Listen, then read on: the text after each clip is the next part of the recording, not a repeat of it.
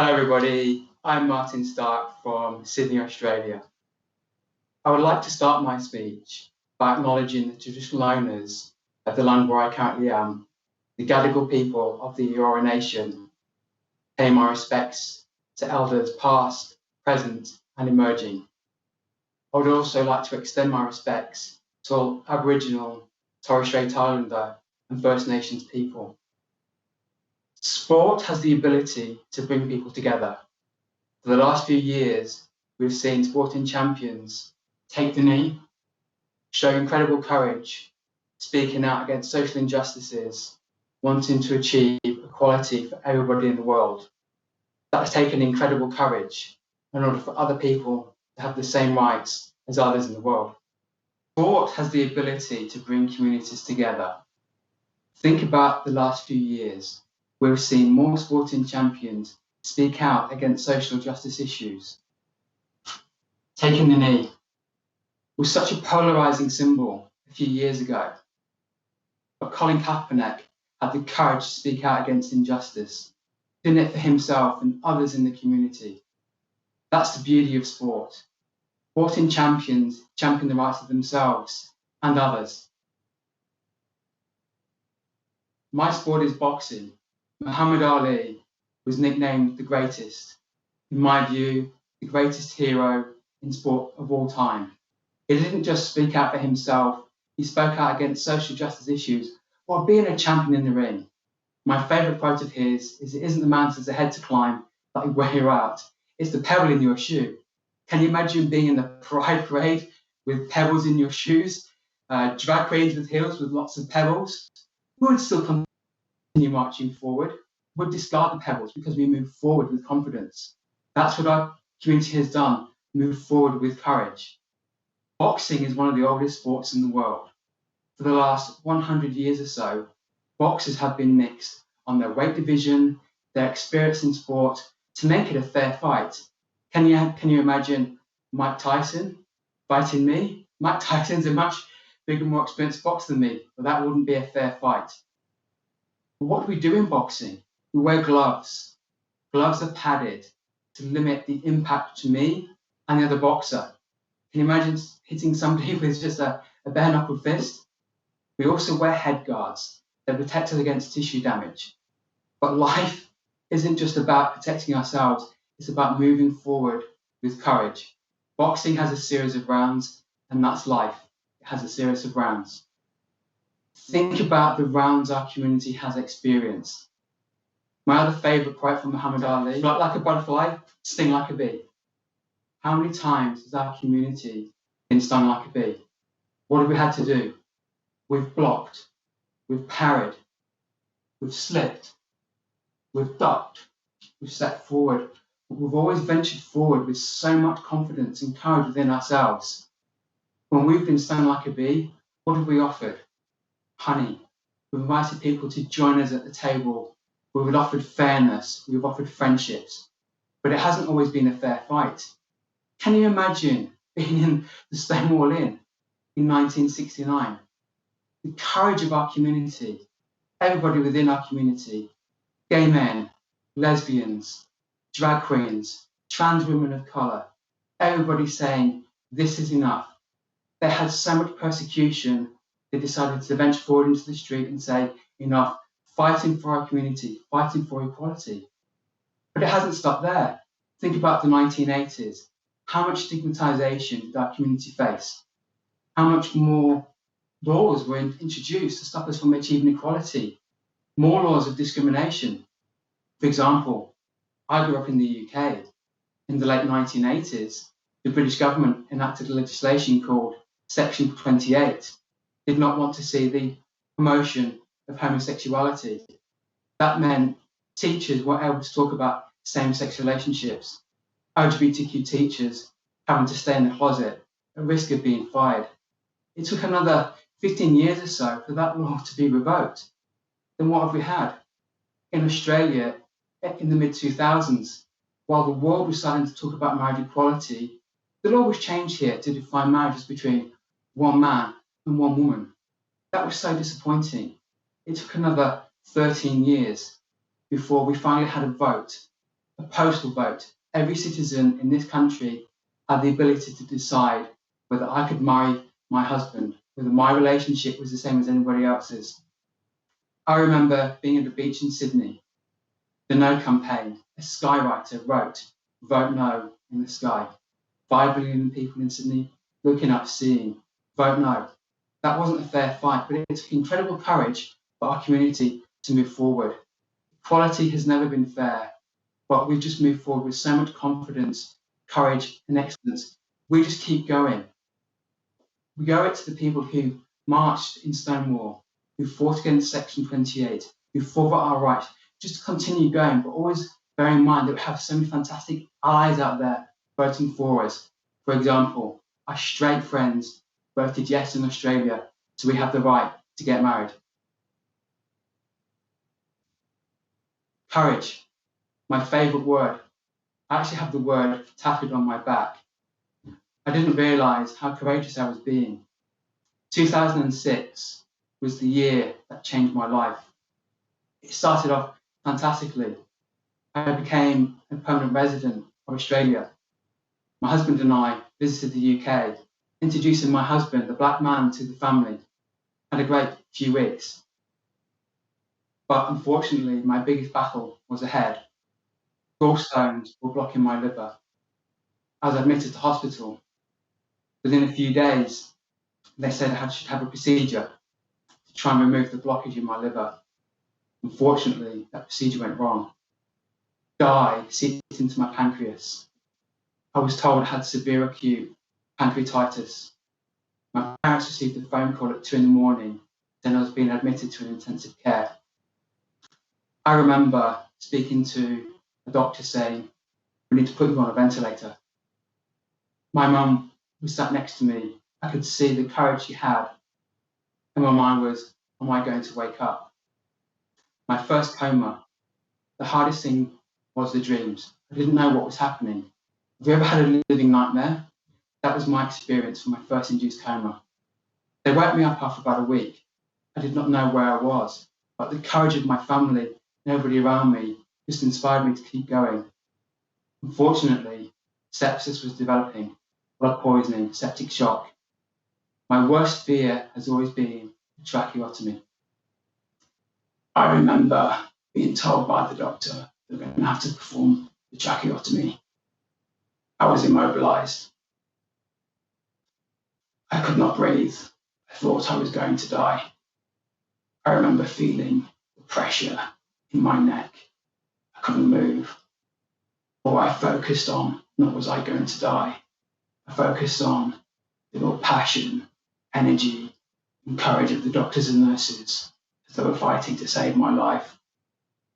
What followed were worse nightmares, nightmares which would form post-traumatic stress disorder. After a week, I woke up. I was recovering. I learned that this was my new voice, damage to my vocal cords. Actually pressing my tracheotomy scar is quite painful for me, but it requires courage. I recovered through the courage of everybody around me. A few months later, I came out to Australia, had major surgery. What a relief it was to remove the gallbladder, to remove those stones, to actually heal what was causing so much damage. But my battle was only just starting. I wasn't recovering. After the fourth admission, hospital admission after surgery, I was diagnosed with the rare autoimmune condition, Addison's disease. My body does not produce cortisol. Cortisol is the stress hormone. Think about the different types of stress: psychological stress, emotional stress, physical stress. Aren't those types of stresses that our community has faced and continues to experience on a day-to-day basis? But I learned JFK had Addison's disease and went on to become the President of the USA. He died when I was at my age right now, but he was one of the best presidents in US history. If he can become president, I can keep going. I had to learn to accept my condition. Over the last 15 years, I've had 4 major surgeries.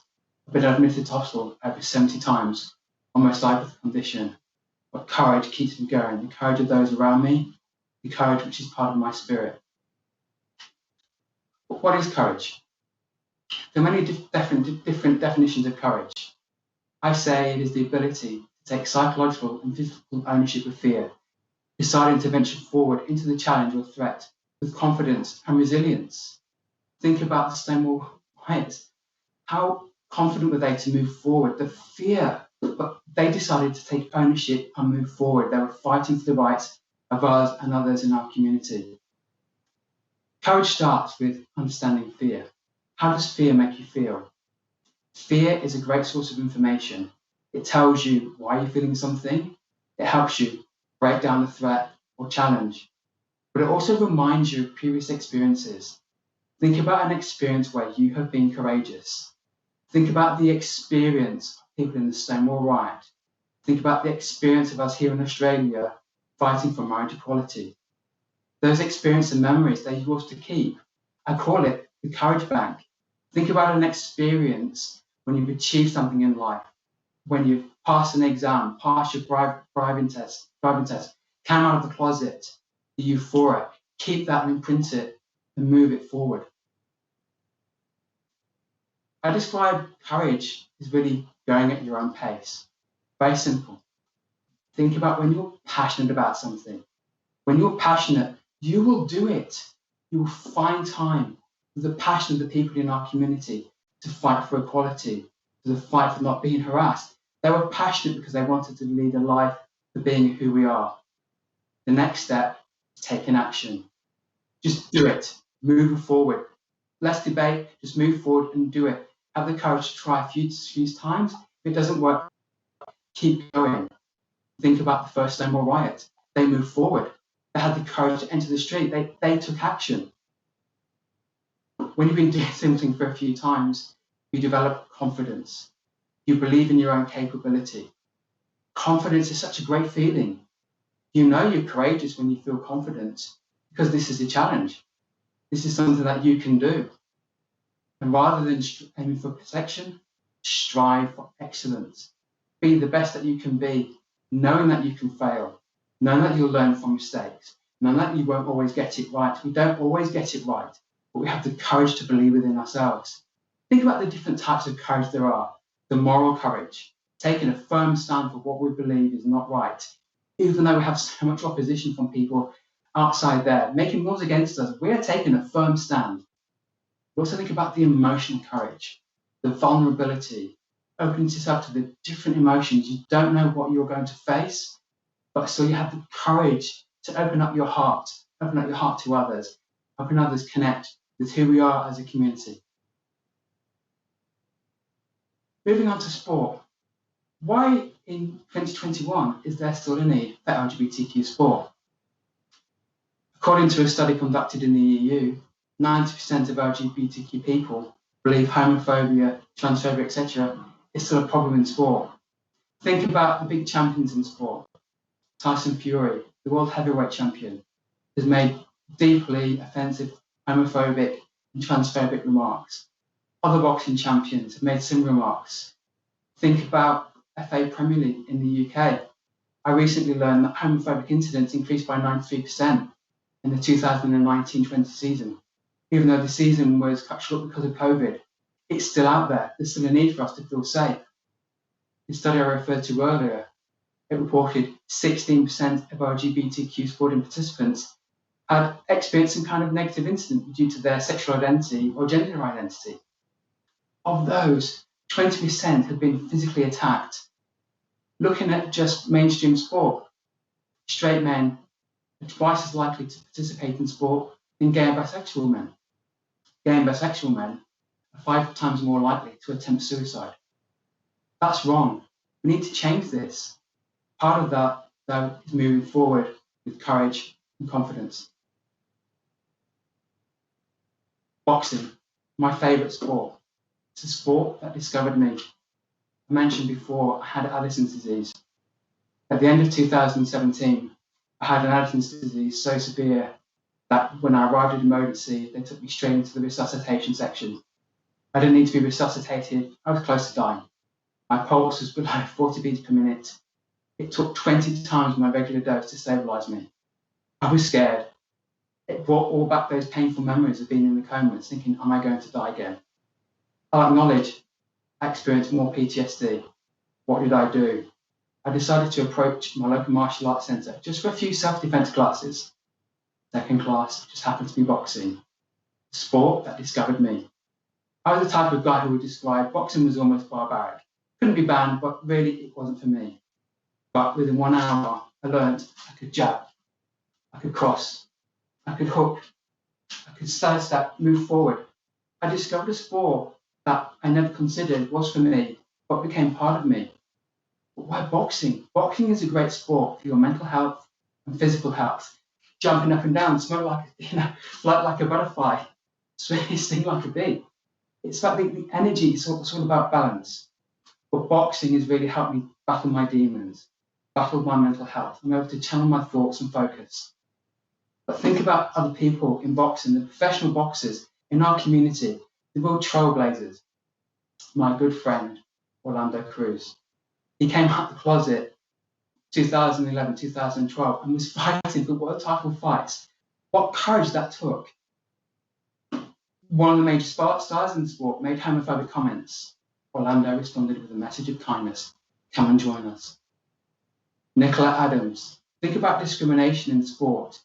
Women were unable to compete in boxing at the Olympics until 2012. Nicola Adams is a dual Olympic champion. She had a professional career. She retired as the world's undisputed boxing champion. What a remarkable feat from a champion of our community. Nicola Adams didn't stop there. I don't know if you are aware of the programme Strictly Come Dancing in the UK, in the US, and in Australia it's called Dancing with the Stars. Nicola Adams was the first same-sex contestant on Strictly Come Dancing, demonstrating absolute courage that our community, especially the boxing community, have the right to be whoever we are. But boxing has millions of participants around the world. In the US, approximately 6.5 million people participate in boxing. Here in Australia, 300,000 people participate in boxing. But how many people participate in boxing at the gym class? You might do box fit, cardio combat. With so many people there in boxing, the best thing for me, we have awesome allies. My favourite ally is Kelly Maloney, a trans lady who used to be Lennox Lewis's manager. She's helping with the boxing championships. Let's start with the World Gay Boxing Championships. It's an organisation I set up to help disrupt homophobia, transphobia in sport. I approached Boxing Australia and Boxing New South Wales. I didn't realise I was speaking to the boxing family who were waiting for us to come and join them. Incredible friendships that we have formed. I approached Boxing Australia with a proposal to support the world's first LGBTQ inclusive boxing championships. Within 2 weeks, the board of Boxing Australia said, yes, issued a press statement. How fantastic that was. The president of Boxing New South Wales is one of my closest friends. They're helping us design a boxing program that enables everybody in our community to participate. But they're also helping guide us through all the steps and processes to organise a boxing tournament. Never done something before, I have the courage to move forward. But we have awesome allies in the sport who can't wait to welcome us, to join them in the ring. But think about it. I want to increase LGBTQI+ participation in boxing, but also be a straight, friendly tournament. Inclusion means bringing everybody in there. So boxing might not be for you, but think about other things that are for you. What do you really want to do? What is holding you back? Because you have the courage to move forward. Our community always moves forward together. We support each other. Think about the Stonewall Riot.